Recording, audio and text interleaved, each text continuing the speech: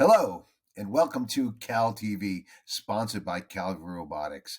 Today, we're going to conclude our three-part mini-series with Rich Sheridan, the author of Joy Inc. and CEO of Menlo Innovations.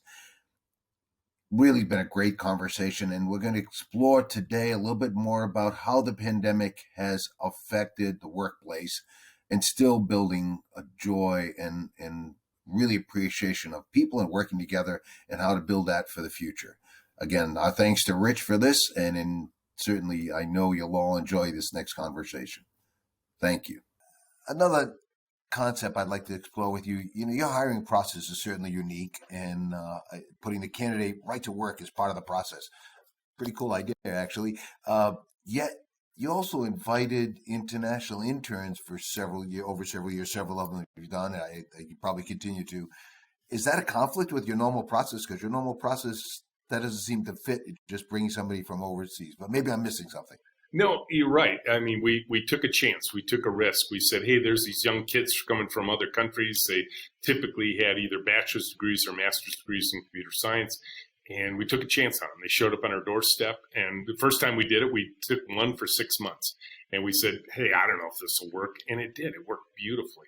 Now, I think the reason we could do it is because we're so good at setting expectations for people.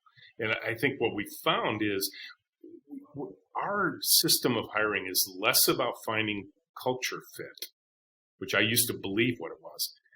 And it's more about setting clear expectations for humans and finding out most people are really good at adapting when they have a system of clear, reasonable expectations. And that's the system in which these interns were brought in. And so the first year we did one for 6 months. The next year we did two for a year. The next year we did four for a year. The next year we did 8 for a year. And the program finally told us, it said 8, that's the limit. And we did 8 for several years in a row. And it worked. And, it was a delightful part of our system. We haven't done it for a few years for a couple of technical reasons with the organization that was helping us. But it was a beautiful system. It wasn't perfect.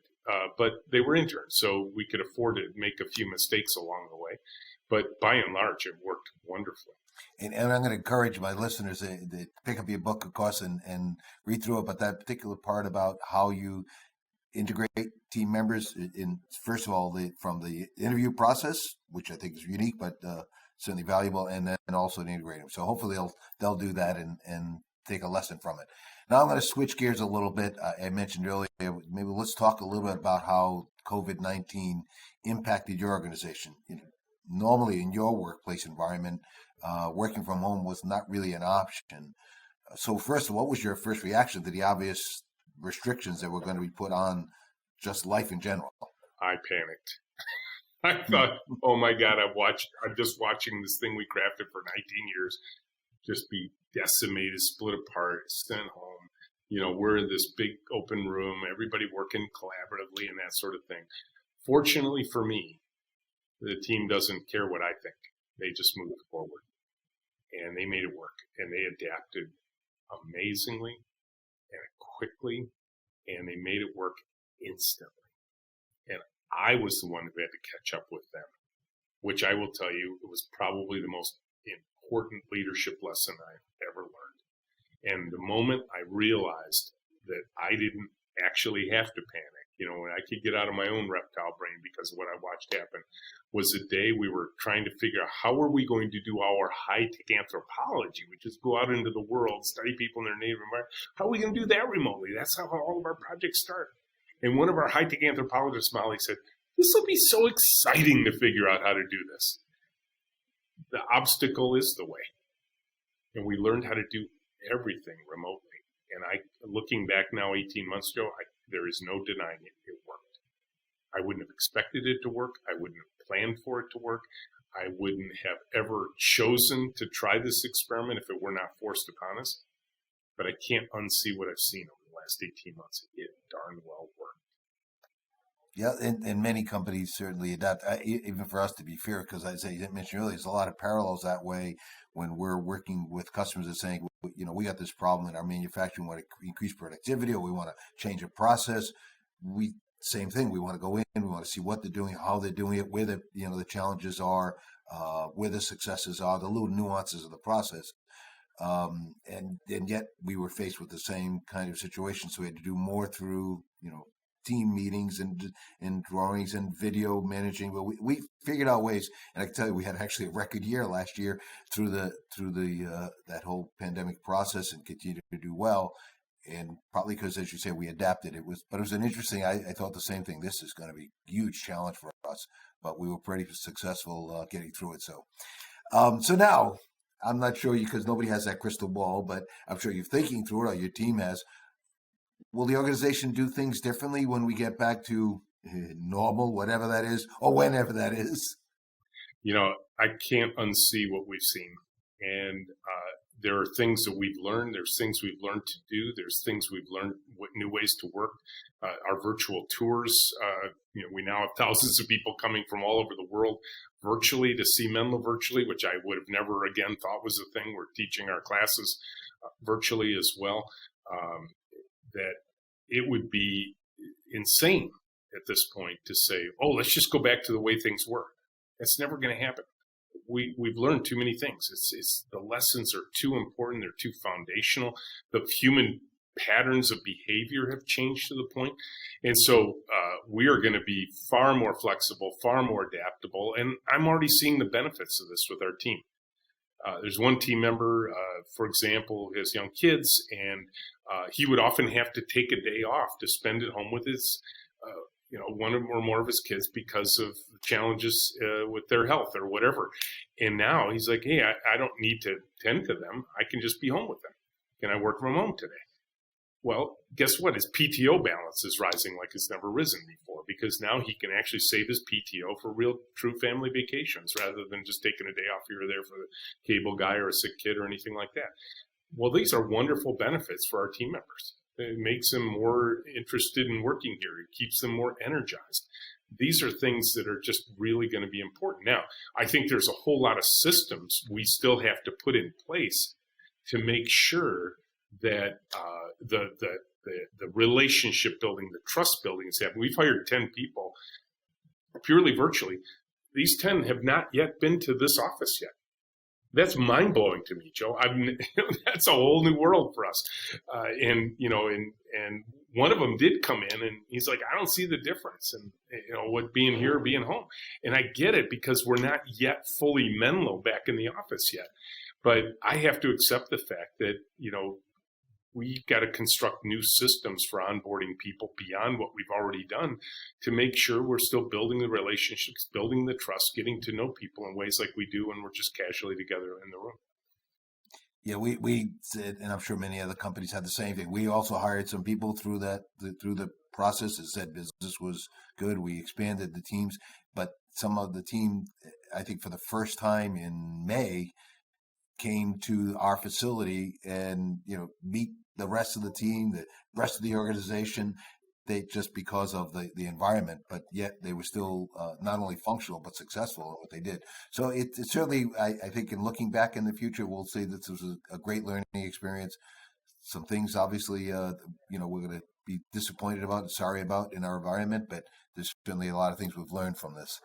Another point you've touched on again in the book, but also even today, there's a chapter on discipline, and you discuss that, and I think it's a great idea that the teams continuously check to see if the work fits together to avoid late stage surprises. We certainly have those same challenges, and there's different people that input.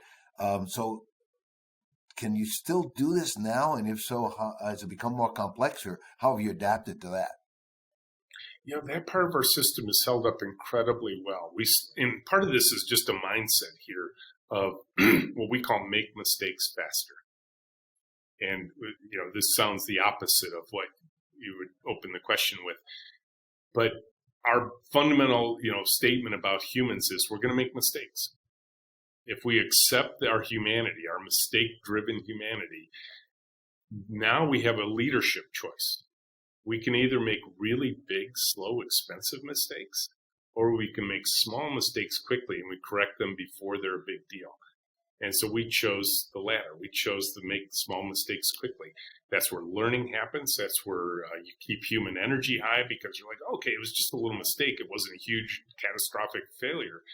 And so that part of our system is still well in place, even in pandemic times. So before I wrap up, there's one thing I typically like to ask our guests. What do you see as your biggest challenge today as an organization? Well, there's something that's happened in the last year and a half that is a really important trend to pay attention to for us and for everybody.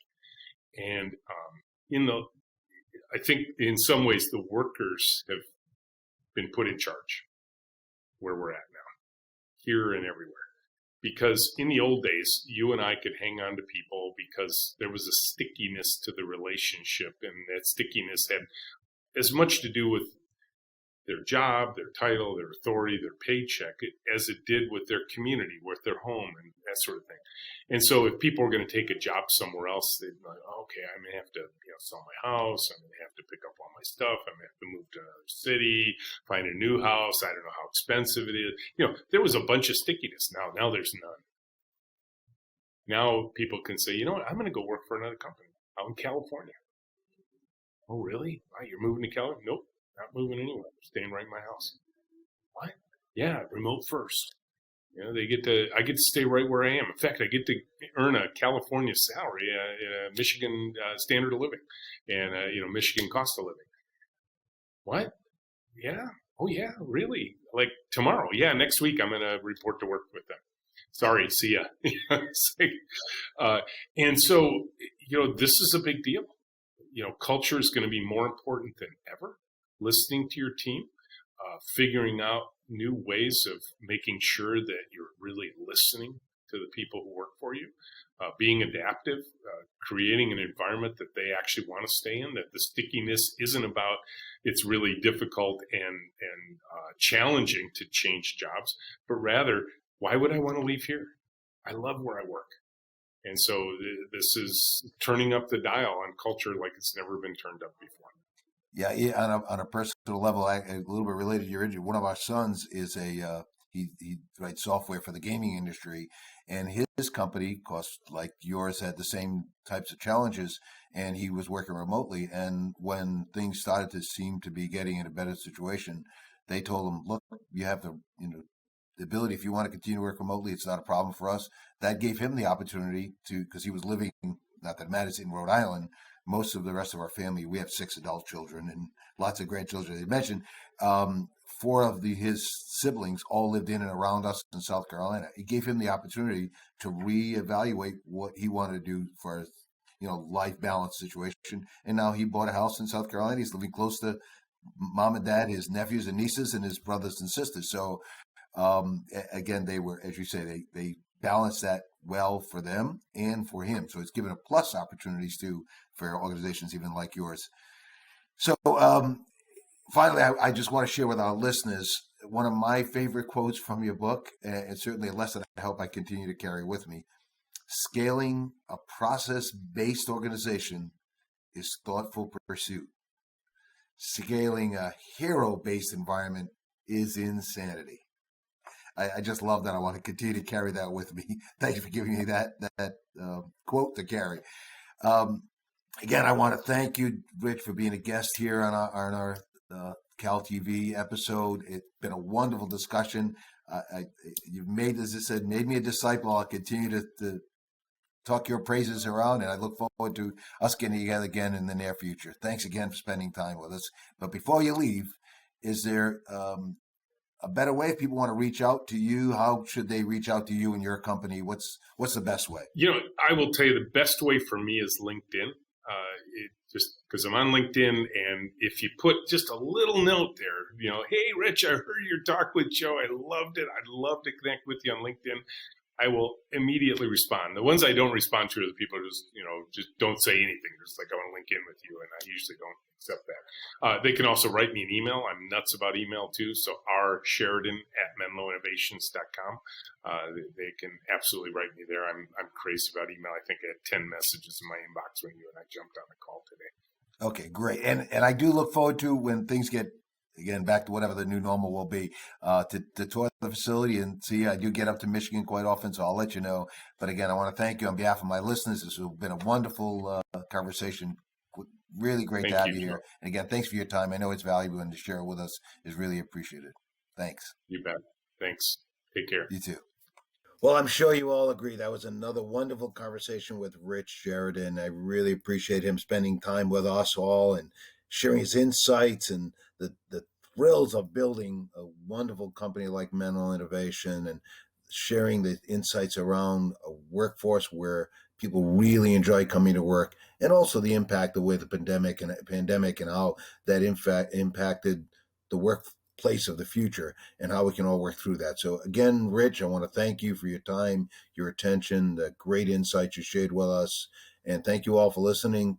This again, my name is Joe Gemma, Cal TV, sponsored by Calvary Robotics. Look forward to our next episode of Cal TV. Thank you all.